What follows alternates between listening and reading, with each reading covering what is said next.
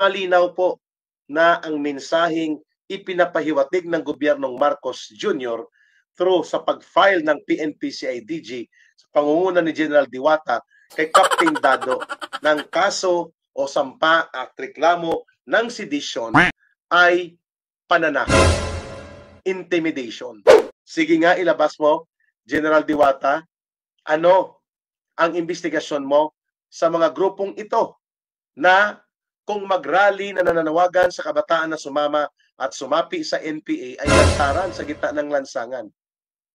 At ang masaklap, may video na nakukuha ang mga pulis ninyo na nasa field at nasa kalsada ay hindi man lang nag-i-implement ng direct arrest. Ngayon, hindi dapat basta-basta nagsasampa ng kaso ang gobyerno, lalo na itong CIDG. Hindi nga nila kayang sampahan ng kaso eh. Ang totoong mga kalaban ng gobyerno. Anong ginawa nyo para maimbestigahan nyo? General Diwata, CIDG. Mayroon kayo dyan na mga deputized kayo ng Anti-Money Laundering Council, AMLAC.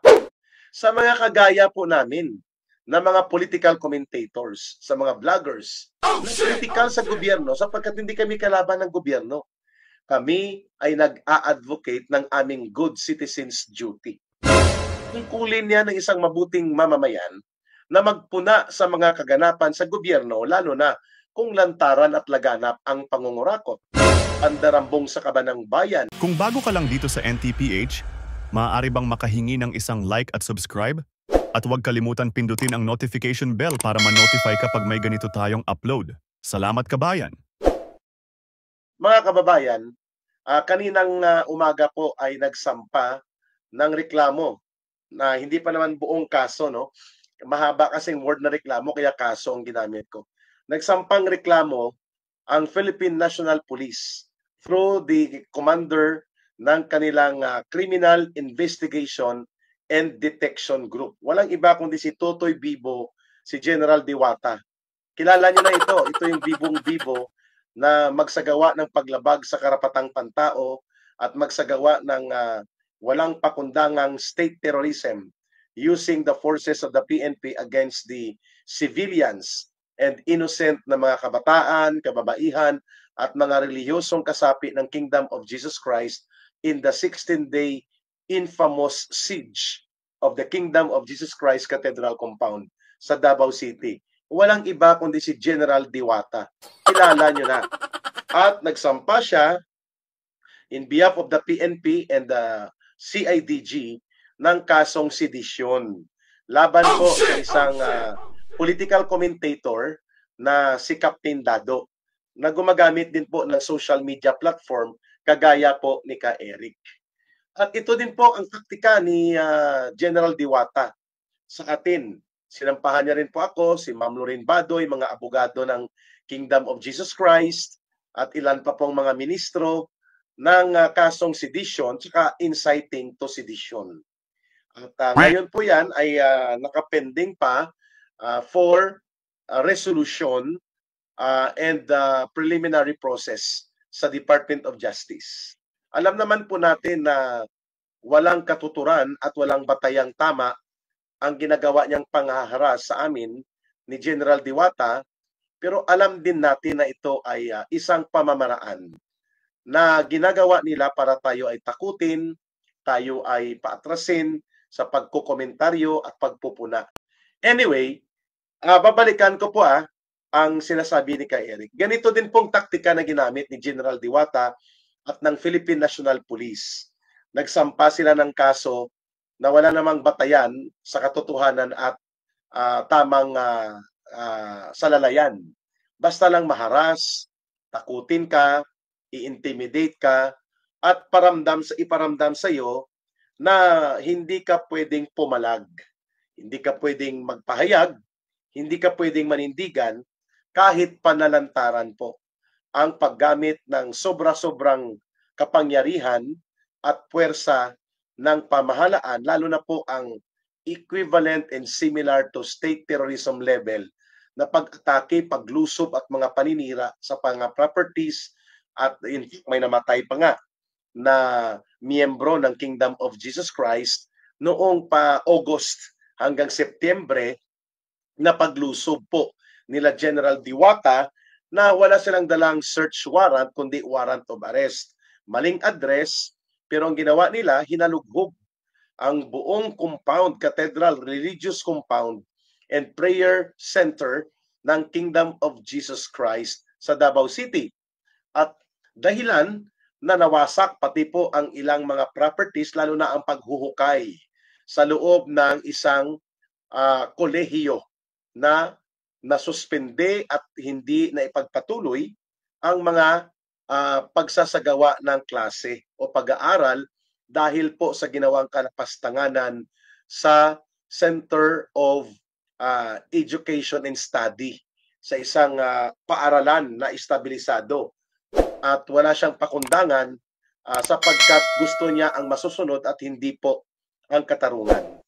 So, yung ginawa na yon, tinatawag ko yun na state terrorism at isang paglapastangan sa mga karapatan ng mamamayan sapagkat ang hinahanap nila sila Pastor Kibuloy at ang kanyang mga ilang mga ministro at ang dala nila warrant of arrest, hindi po general warrant. Wala pong pinapayagan na magkaroon ng general warrant at ang malala, walang search warrant.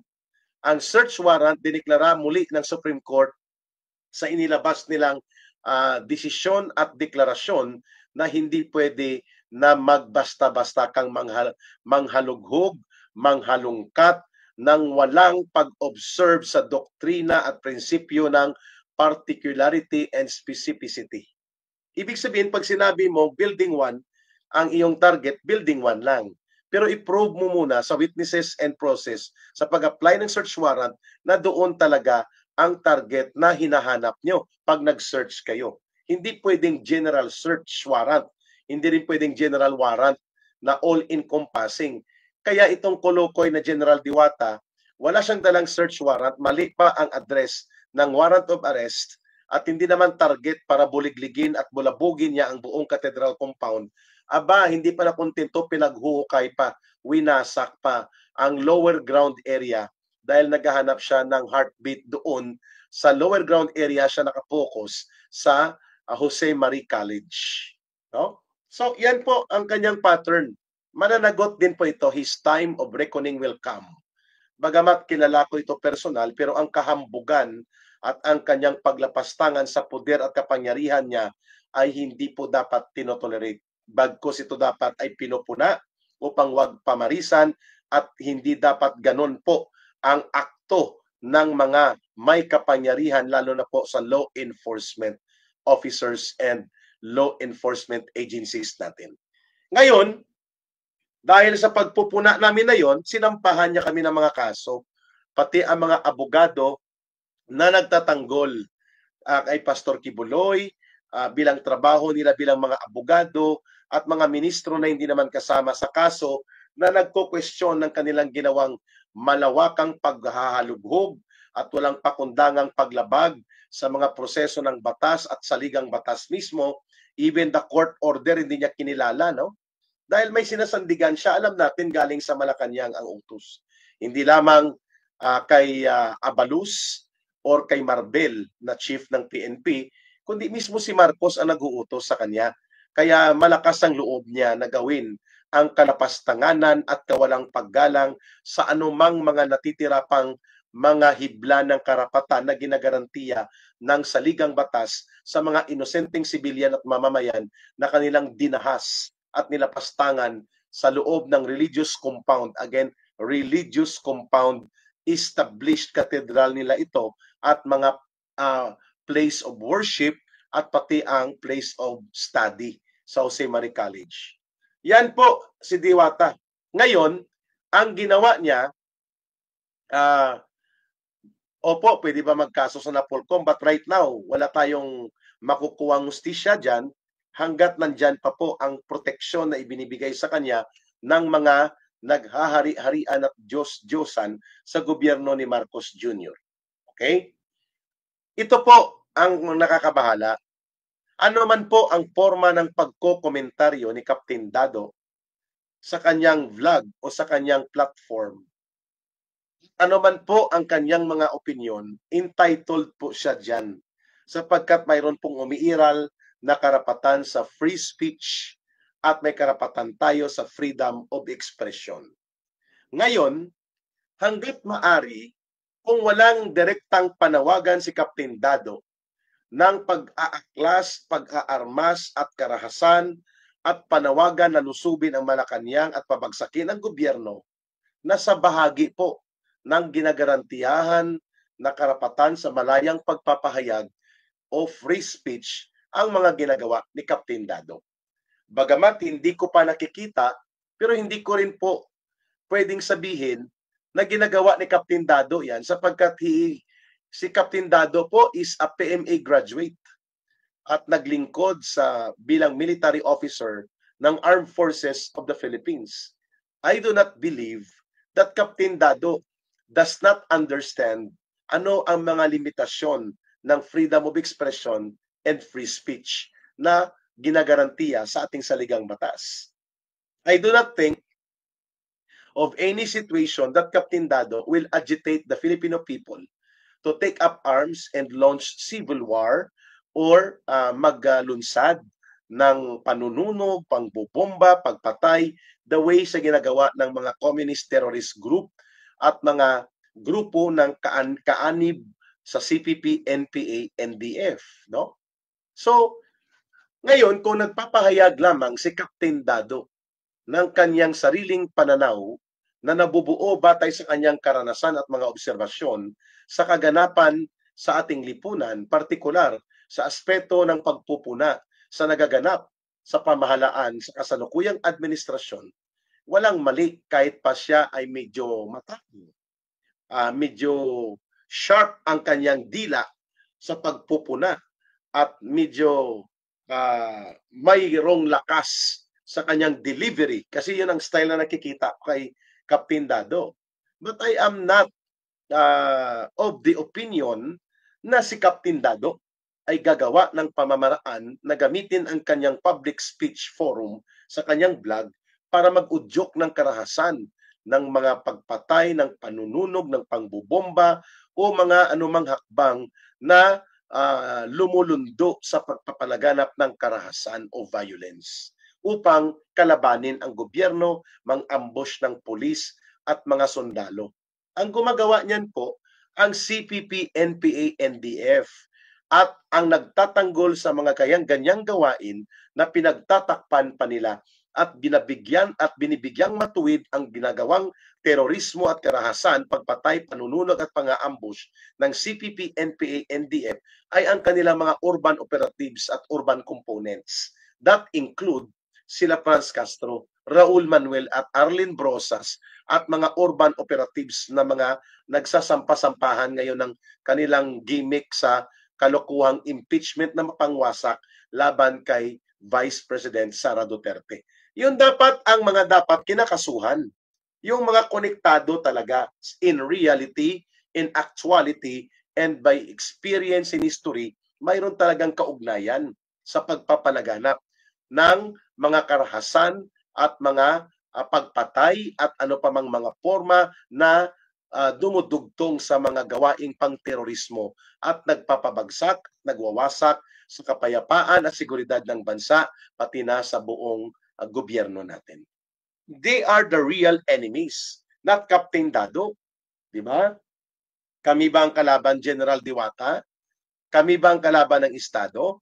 Ang pagpupuna at pagbibigay ng komentaryo at ang pag-call out sa gobyerno, even ang pag-call out sa presidente na magpa-undergo ng drug test at ayusin ang mga prioridad sa budget at labanan ang korupsyon at ang pag-call out sa Tuwadcom na abusadong sobra-sobra at walang kaabog-abog sa paglulustay at pagwawaldas ng mga pundo ng kabanang bayan, hindi po yan violation sa law on anti-sedition.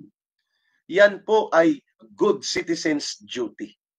Siguro ang pamamaraan, the way of delivery of his exercise of free speech ni Captain Dado ay medyo sharp ang kanyang dila, malakas ang kanyang loob, at agitational and confrontational ang kanyang style, pero hindi po siya pasok doon sa sinasabi na ikaw ay nagpaplano upang udyukan at pakilusin at itulak ang mga mamamayan na mag-alsa, mag-aklas at pabagsakin ang gobyerno gamit ang mga karahasan at iba't ibang forma na may layuning pabagsakin ang gobyerno sa pamamagitan ng paglaban ng mga mamamayan sa gobyerno.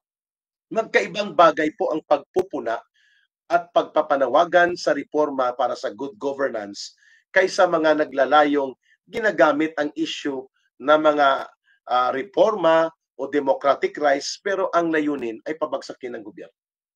Yung tanong natin kay General Diwata at sa PNP. So klaro ang pagpupuna at pagbibigay ng komentaryo sa ginagawa ng CPP, NPA, NDF o ang ginagawa na pakikipagsabwatan ng ilang faksyon sa administrasyon ni Marcos Jr. kagaya ng ginagawa ng kanyang pinsan na si Speaker Martin Romualdez, kapag ibinubulgar mo yan, kino-call out mo na yan ay delikado sa interes ng seguridad at kapayapaan ng bansa, hindi po yan inciting to sedition o promoting sedition. Yan po ay karapatan at tungkulin ng mamamayan na magkaroon ng kapahayagan at mga pagpupuna ng mapayapa, even ang pagrally po ng mapayapa na walang layunin na mag-recruit para sa NPA o pabagsakin ng gobyerno ay bahagi po yan ng demokratikong proseso sa isang malaya at demokratikong lipunan, kagaya ng Pilipinas. Ngayon, hindi dapat basta-basta nagsasampa ng kaso ang gobyerno, lalo na itong CIDG. Hindi nga nila kayang sampahan ng kaso ang totoong mga kalaban ng gobyerno. Anong ginawa nyo para maimbestigahan nyo? General Diwata, CIDG. Mayroon kayo dyan na mga deputized kayo ng Anti-Money Laundering Council, AMLAC. Ang ibig ko pong sabihin, hindi po dapat nakatuon ang pansin ng Philippine National Police at ng law enforcement natin sa mga kagaya po namin na mga political commentators, sa mga vloggers na kritikal sa gobyerno sapagkat hindi kami kalaban ng gobyerno. Kami ay nag-a-advocate ng aming good citizens duty. Tungkulin niya ng isang mabuting mamamayan na magpuna sa mga kaganapan sa gobyerno, lalo na kung lantaran at laganap ang pangungurakot, pandarambong sa kabanang bayan, mga baluktot na priority sa budget at hindi naman napupunta sa tamang serbisyo. Hindi pwede tayo magtuwahimik, otherwise ilulublob tayo sa kumunoy ng kahirapan at pagkawasak ng ating lipunan kung ang taong bayan ay hindi makikialam sa mga mahalagang usapin patungkol sa issue ng programa, serbisyo at direksyon ng pamunuan ng namamahala sa gobyerno. Yan lang naman ang mga dahilan bakit nagkakaroon ng komentaryo. Ang esensya ng demokrasya ay ang pagiging mapagmatyag. Yan ang tinatawag natin na the price of freedom is vigilance. Klaro tayo. Ngayon,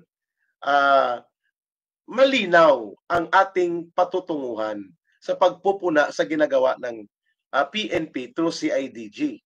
No? Bakit ang mga totoong kalaban ng bayan, totoong kalaban ng Estado at gumagamit ng karahasan, nagpo-promote ng karahasan at terorismo, hindi kinakasuhan, hindi iniimbestigahan? Naimbestigahan ba ng CIDG kung saan napupunta ang mga pondo ng party list na binuo ng Communist Party of the Philippines na nagsusuporta sa New People's Army at sa NDF para pabagsakin ng gobyerno? Hindi. Wala nga silang tinitingnan kundi ang mga puro political opposition groups na hindi naman kalaban ng Estado. Ano? Ito ngayon ang problema sapagkat yung mga nagrarally na nananawagan na mag-recruit ng NPA ng lantaran at harap-harapan, ito po ang problema. Hindi nga iniimbestigahan ng PNP. Halimbawa, mag-rally sa labas ng Camp Aguinaldo, mag-rally dyan sa sentrong lungsod ng Maynila. Ang mga placards nila, kabataan, sumapi sa NPA, tumungo sa kanayunan, revolusyon ang sagot sa kahirapan, at mga AFP, PNP, Verdugo, kabataan, pumunta sa CPP, NPA, NDF, sumama sa NPA. Bakit hindi yan pinaghuhuli? Bakit hindi yan inaaresto at hindi tinitrace ng PNP saan ito sila umuwi at saan ang kanilang mga lungga? Ito ang tunay na nagwawasak ng demokrasya at tunay na nagpapabagsak sa gobyerno at nagpo-promote ng terorismo pero walang kasong na isasampa, not even an investigation sa mga organisasyon nila at sa kanilang activities. Sige nga, ilabas mo, General Diwata, ano ang investigasyon mo sa mga grupong ito na kung mag-rally na nananawagan sa kabataan na sumama at sumapi sa NPA ay lantaran sa gitna ng lansangan. At ang masaklap, may video na nakukuha ang mga pulis ninyo na nasa field at nasa kalsada ay hindi man lang nag-i-implement ng direct arrest. Samantalang may direct personal knowledge sila sa nagaganap na panawagan para sa terorismo, karahasan, sa pamamagitan ng panawagan na i-promote ang NPA. Di ba? So ito po, mga kababayan, dapat natin po itong punahin. Sapagkat ang message niyan, nasa ilalim ng gobyernong Marcos, ang pagpupuna at ang pagbibigay ng komentaryo at ang pagtatakwil at paglaban at pagtutol sa korupsyon, ang pagtutol sa baluktot at bulok ng mga budget provisions, ang kapalpakan sa maruming laro, sa paggamit ng CPP, NPA, NDF sa larong politika upang i-demolish ang kampo ng mga Duterte na siyang target nitong impeachment operations nilalaban kay Sara Duterte. Malinaw po na ang mensaheng ipinapahiwatig ng gobyernong Marcos Jr. through sa pag-file ng PNP-CIDG sa pangunguna ni General Diwata kay Captain Dado ng kaso o sampa at reklamo ng sedition ay pananakot, intimidation. And ang layunin niyan, sino ang isusunod pa? Ilan pang mga vloggers, ilan pa ang sasampahan ng kaso? Just because ang kanilang control sa administrasyon at control sa estado at aparatos nito like the Department of Justice ay malakas, nagagamit nila itong tinatawag nating weaponization of the law. Ginagamit as armas ang mga batas laban sa kritiko at political opposition, which is not, hindi dapat yan. Sapagkat ang pagkakaroon ng political opposition at mga kritiko ay bahagi po yan ng proseso ng buhay na demokrasya. Ang CPP, NPA, NDF, hindi po sila oposisyon. Sila ay mga teroristang grupo na naglalayong pabagsakin ang gobyerno. Samantalang kami, ang layo namin na magkukomentaryo at pumuna ay para po magkaroon ng totoong mabuting pamamahala. Mapatigil ang korupsyon at mapatigil po ang pang-aabuso sa poder at kapangyarihan, kagaya ng ginagawa ng mga tuwadkom at abusadong kongresista, at labanan po ang anumang banta sa demokrasya kagaya ng paggamit ng CPP, NPA, NDF sa mga urban operatives nila para pumasok sa loob ng Kongreso at gobyerno at manabotahi sa ating mga institusyon. Di ba? So kami po, hindi kami nagpapabagsak sa gobyerno. Ano pong layunin natin? Bakit tayo nagsasalita? Tatlo.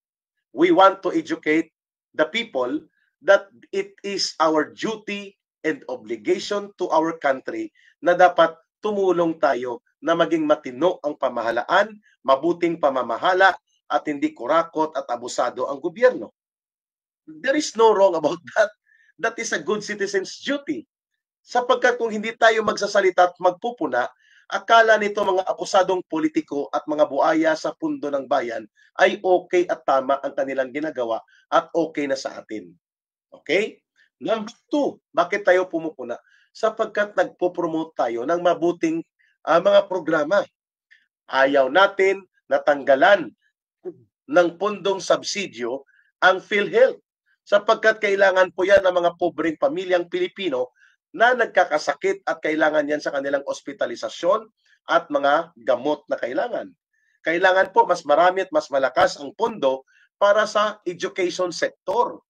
Yan po ay tama at dapat hindi po binabawasan ang mga essential component of budget na ang layunin ay palakasin ang agrikultura, palakasin ang mga infrastruktura at i-modernize ang ating ekonomiya.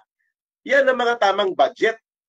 Pero kung ang budget ay para sa ayuda here, ayuda there, na ginagamit para sa political bribery at political corruption, hindi tayo papayag dyan. Kasi alam natin na ang purpose niyan ay gamitin para sa kanilang political operations na kunwari sila ang bida. Takin mo like sa Davao City, si Carlo Nograles, hindi na po siya public official o government official sapagkat siya'y pribadong tao na tumatakbo ngayon bilang mayor sa Davao City, katunggali niya si former President Rodrigo Duterte. Eh bakit siya umiikot sa mga barangay ng Davao City, bit-bit ang AKAP at iba't ibang mga ayuda na dapat DSWD ang magpapatupad, pondo ng gobyerno, pero pribadong tao ang nakikialam at mag-distribute. Kaya sinita siya ni Barangay Captain Wating Usman sa Barangay 23. Nagalit siya, nagsumbong, at ang tumawag sa Regional Director ng PNP, ang itinuturo ay si Executive Secretary Lucas Bersamin at sinita ang Regional Director ng PNP bakit daw pinapatigil ng Barangay Captain sa Barangay 23 na si Wating Usman sa Davao City ang pangingialam ni Carlo Nograles na mag-distribute ng AX, AKAP, tupad. Samantalang hindi siya government official. Ang mga pampublikong pondo at pampublikong proyekto ay hindi pwedeng pakialaman at manduhan ng pribadong individual sapagkat yan ay tungkulin at obligasyon na nakaatang para sa mga public officials and government agencies and government workers. Klaro? So alam natin na ginagamit itong ayuda-ayuda nila para bumili ng loyalty and essentially technically bumili ng boto habang wala pa ang eleksyon. Kaya tinatawag ko yan na political bribery fund at political corruption fund. Yang ayuda here, ayuda there nila. So tama lang ang ginawa po ni Kapitan Wating Usman sa Barangay 23. Okay? Bakit ang masama ang mas malakas ang loob kaysa ang mga mabuting tao? Sapagkat wala ang pamumunong tama, wala ang decisive leadership. Therefore, kung ang gobyerno ay kinakaya-kaya ng mga kriminal, ng sindikato at mga kurakot at ang kanilang inuuna ng mga namumuno sa gobyerno ay bulsa at hindi ang serbisyo sa mamamayan at pagtatanggol sa karapatan at kabutihan ng taong bayan, maghahari-harian at maglakas-lakasan ng loob ang mga kriminal at masasama na mga tao. Yan ang dahilan kung bakit iba ang Duterte brand of leadership. Pangalan pa lang ni Digong na marinig ng mga kriminal sa panahon niya at magsabi ang mga tao, isusumbong namin kayo kay Duterte. Nanginginig na ang mga kriminal. Yan ang tinatawag na fear factor. Makatarungang pagkatakot yon. Di ba? Yan ang binabanggit natin kay General Diwata. Bakit ang mga totoong kalaban ng gobyerno na gumagawa ng pandarambong sa kaban ng bayan like itong mga CPP, NPA, NDF party list? Ha? Bakit hindi itong imbestigahan nyo sa kanilang involvement sa operations ng CPP, NPA, NDF sa terrorism financing at kung ano pang mga kaso? Bakit ang kapareho ni Captain Dado, kapareho ni Ka Eric ang kinakasuhan nyo? Bakit hindi nyo maipakulong-kulong si Franz Castro, si Sator Ocampo, convicted criminal offenders sa kasong child abuse? Samantalang si Pastor wala pang conviction, kaso pa lang at wala pang complete trial. Pero kung itrato nyo, sobra pa sa isang notorious criminal. The way you use excessive power and force and the way you display state terrorism nang inatake at nilusob ninyo at nilapastangan ang mga sibilyan at reliyosong miyembro ng KOJC for 16 days. So yan po ang tanong sa inyo. Kaya wag sana nagpapagamit sa mga maruming laro sa pamumulitika ng faksyon ng Marcos Romualdez itong PNP, lalo na itong CIDG na pinamumunuan ni General Diwata, no?